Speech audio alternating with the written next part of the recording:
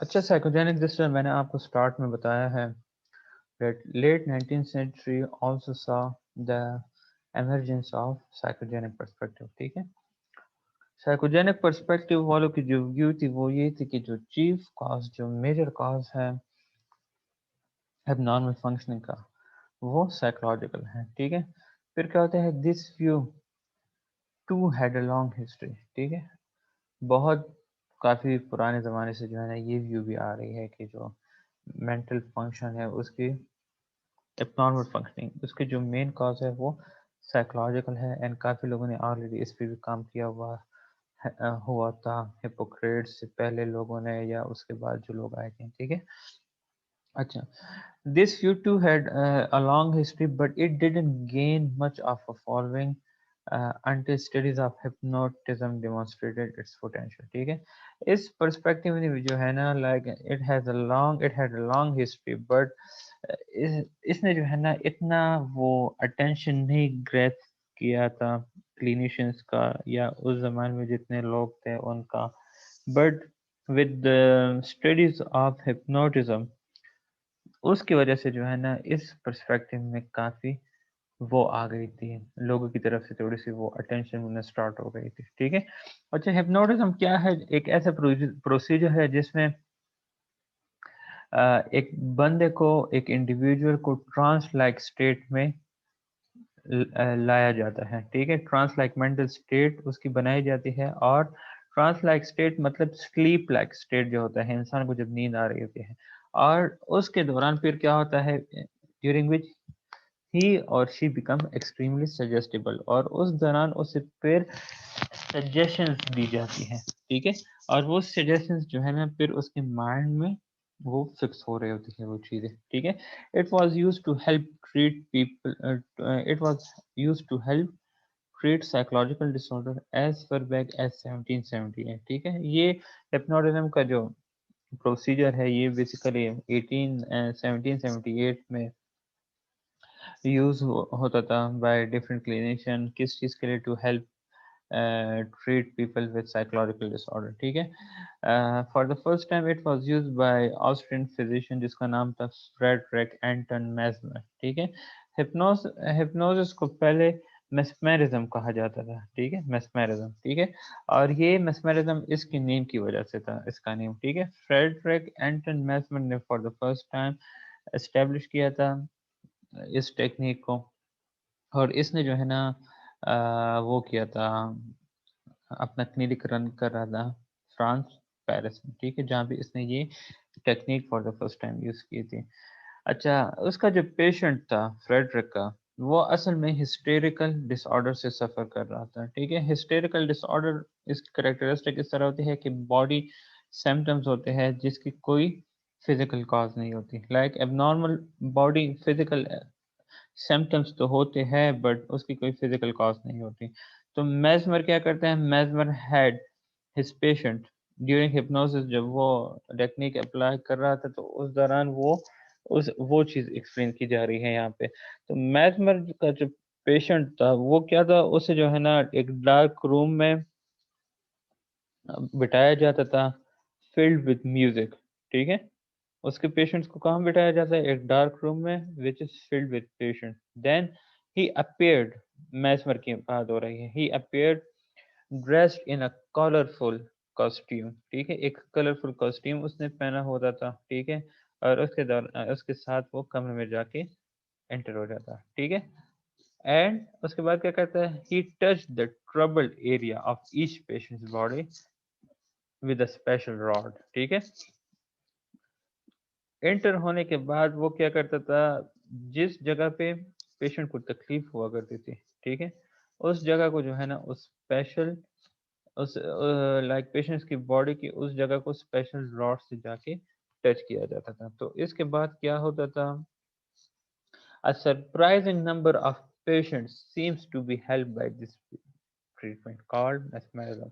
उस टच की वजह से या उस जो सिचुएशन उन पेशेंट्स के लिए बनाई गई थी, रूम में बैठा के, लाइक डार्क रूम में बैठा के जो है म्यूजिक उनके लिए प्ले किया जाता था, और फिर इसका कॉस्ट्यूम, कलरफुल कॉस्ट्यूम के साथ एंटर होना और उनकी प्रॉब्लमेटिक जगह को उस स्पेशल रॉड के साथ टच करना, तो इसकी वजह से काफ़ी पेशेंट्स की जो प्रॉब्लम थी वो इम्प्रूव हो गई थी, और इस ट्रीटमेंट को उस दौरान इन्होंने मेस्मेरिज्म का नेम दिया था। ठीक है।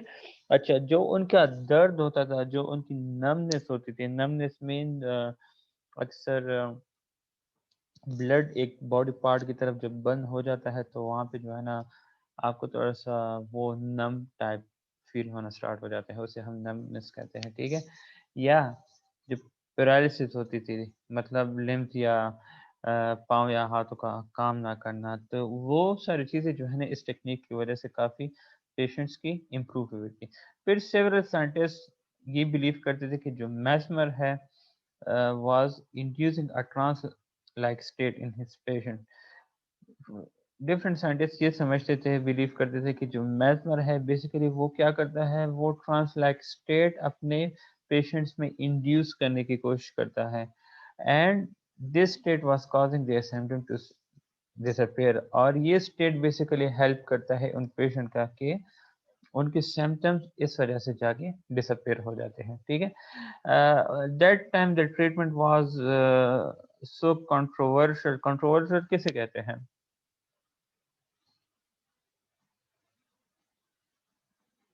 ये सर। सर जो कंट्रोवर्शियल। कंट्रोवर्सी में हो, यानी जो जिस बारे में चर्चे ज्यादा हो, हाईलाइट सर जिस बारे में हो। ठीक है, ठीक है, यही है बिल्कुल।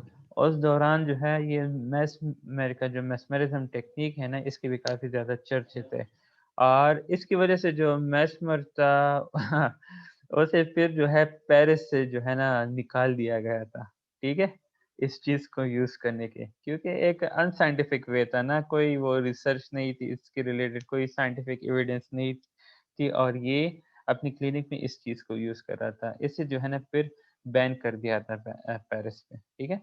It was not until year, like साल तकरीबन नहीं हुआ था कि मैस्मर मर गया। ठीक है। फिर काफ़ी ज़्यादा रिसर्चर्स ने दे बिकम इनकरेज कि वो जाके इन्वेस्टिगेट करें मैस्मर की उस प्रोसीजर को, जिसे हम हिप्नोटिज्म के नेम से जानते हैं आजकल। ठीक है। Hypnos mean which is a Greek word and it means sleep. ठीक है। और उन्होंने बेसिकली डिफरेंट रिसर्चर्स ने ये चीज़ देखी कि हिप्नोटिज्म का क्या इन्फ्लुएंस आता है या क्या इफेक्ट आता है हिस्टेरिकल डिसऑर्डर पे। ठीक है। लाइक हिस्टेरिकल जो डिसऑर्डर है वो कैसे हिप्नोसिस की वजह से रिजॉल्व होता है। ठीक है। अच्छा, the experiments of the two physicians practising in the city of Nancy in France, Hippolyte Marie Bernheim and Ambroise Auguste Liebeault. ठीक है। उन्होंने क्या किया था, they showed that hysterical disorder could actually be induced in normal people. ठीक है, while they were under the influence of hypnosis। ठीक है। इसका मतलब ये हुआ, उन्होंने ये एक्सपेरिमेंट किया था कि एक नॉर्मल इंसान के अंदर हम हिस्टेरिकल सिम्टम्स को जाके पैदा कर सकते हैं अगर हम उसे हिप्नोसिस के इन्फ्लुएंस के अंडर लाएं। ठीक है। मतलब नॉर्मल मतलब ये है कि हिप्नोसिस के थ्रू हम एक बीमारी को ठीक भी कर सकते हैं, और हम हिप्नोसिस के थ्रू हम एक बंदे को बीमार भी कर सकते हैं। ठीक है। तो यहाँ पे क्या है, physician could make normal people experience deafness, paralysis, blindness और numbness by means of hypnotic suggestion. समझ आई है ना? दैट हिप्नोसिस की वजह से ये जितने सिम्टम्स मैंने आपको बताए हैं ना, ये हिस्टेरिकल डिसऑर्डर में इसकी पॉसिबिलिटी होती है। डेफनेस मीन इंसान जो है टेम्परेरी सुनना बंद कर लेता है, टेम्परेरी उसके हाथ पांव काम छोड़ सकते हैं। ब्लाइंडनेस, टेम्परेरी उसके जो है वो आंखें काम छोड़ सकती है। उसमें जो है नमनेस आ सकती है। Bye means of hypnotic suggestion ये चीज़ें पॉसिबल हो सकती है कि आप एक नॉर्मल बंदे के साथ ये करें। ठीक है। And they could remove this artificial symptoms by the same technique. ठीक है, समझ आई है? Yes sir. अच्छा, जी thus sir. thus they established that a mental process, hypnotic suggestion, could both cause and cure even a physical dysfunction। ठीक है, वही बात हुई जो मैंने आपको समझाई। Leading scientists concluded that hysterical disorders were largely psychological in origin। ठीक है, and a psychogenic perspective rose in popularity। ठीक है, अब इसके बाद क्या होता है, साइंटिस्ट ने ये कंक्लूड करना स्टार्ट कर लिया कि जो हिस्टोरिकल डिसऑर्डर है they are psychological, they are more psychological in nature as compare to physical, जिसकी वजह से जो साइकोजेनिक पर्सपेक्टिव की पॉपुलरिटी है वो काफ़ी ज़्यादा होना स्टार्ट हो गई। ठीक है, अच्छा, among those who studied the effect of hypnotism on historical disorder was Joseph Breuer of Vienna. ठीक है, ब्रूयर जो था एक फिजिशियन था जिसने डिस्कवर किया that his patients sometimes awoke free of hysterical symptoms after speaking candidly under hypnosis about past upsetting events। ठीक है, ब्रूयर ने बेसिकली ये डिस्कवर किया कि उसका जो पेशेंट है वो sometime free of historical symptoms जाके वो जाग जाता है। ठीक है, अच्छा, ये अब क्यों? क्योंकि ड्यूरिंग हिप्नोसिस ट्रीटमेंट के वो लोग जा रहे होते हैं, तो उसमें जो है ना they speak honestly about their upsetting past event, जिसकी वजह से उनकी जो वो होती है अनरिजॉल्व प्रॉब्लमेटिक मेमोरीज होती है वो बेसिकली जो है ना उसमें रिजॉल्व हो जाती है। ठीक है, और उसकी वजह से जो उनकी हिस्टोरिकल सिम्टम्स होते हैं वो जाके खत्म हो जाते हैं। ठीक है, during the 1819 Breuer was joined in his work by another Venice physician जिसका नेम था सिगमंड फ्रॉइड। आप लोगों ने काफी सुना होगा इसके बारे में। Freud's work eventually led him to develop the theory of psychoanalysis। जब फ्रॉइड ने काम स्टार्ट कर दिया था तो उस दौरान उसे अपनी थ्योरी जो है वो एस्टेब्लिश डेवलप की थी, theory of psychoanalysis which holds that many forms of abnormal and normal psychological functioning are psychogenic। ठीक है, फ्रॉइड का ये मानना था कि जितने भी abnormal and normal psychological function है उसकी मेन कॉज क्या है? वो साइकोजेनिक पर्सपेक्टिव है। ठीक है, इन पार्टिकुलर फ्रॉइड ये बिलीव करता था कि जो अनकॉन्शियस साइकोलॉजिकल प्रोसेस है they are the root of each functioning. ठीक है, जितने हमारे फंक्शंस है ये किस वजह से है? अनकॉन्शियस साइकोलॉजिकल प्रोसेस, हमारे अनकॉन्शियस में जितने साइकोलॉजिकल प्रोसेस चल रही है वो ये सब कुछ वो कंट्रोल कर रही है। फ्रॉइड इसके बाद उसने ये कहा, उसने डेवलप किए different techniques of psychoanalysis, a form of discussion in which clinicians help troubled people gain insight into their unconscious psychological process। ठीक है, टेक्निक्स ऑफ साइकोएनालिसिस जो फ्रॉइड ने डेवलप किए थे उसमें वो एक फॉर्म ऑफ डिस्कशन था जिसमें क्लिनिशियन हेल्प करता था ट्रबल्ड पीपल को, जिनको जो है ना प्रॉब्लम होती थी, कि वो इनसाइट गेन करे किस चीज के रिलेटेड? अपने अनकॉन्शियस प्रॉब्लमेटिक प्रोसेसेस के रिलेटेड। ठीक है, तो वो समझता है कि अगर एक मर्तबा एक पेशेंट इनसाइट गेन करता है, इनसाइट मीन अवेयरनेस, ठीक है, वो इनसाइट गेन करता है इनटू अनकॉन्शियस साइकोलॉजिकल प्रोसेस, तो ये बेसिकली तो without hypnotic procedure that thing would help the patient overcome there psychological problem. ठीक है, मतलब उसमें जो है ना फिर हिप्नोटिक प्रोसीजर की जरूरत ही नहीं होगी, विदाउट दैट साइकोलॉजिकल प्रॉब्लम उनकी रिजॉल्व हो जाएगी। Freud and his followers offered psychoanalytical treatment primarily to patients suffering from anxiety or depression। ठीक है, स्टार्ट में इन्हें एंजाइटी और डिप्रेशन पेशेंट्स के लिए यूज किया जाता था।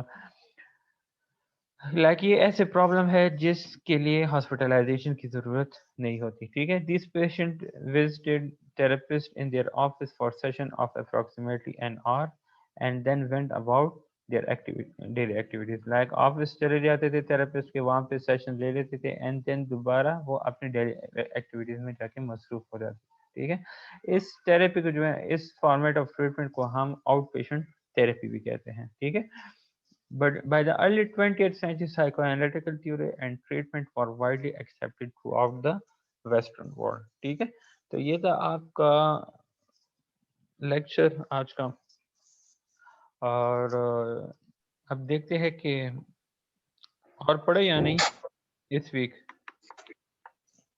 सर आपकी मर्जी। आपकी मर्जी होगी।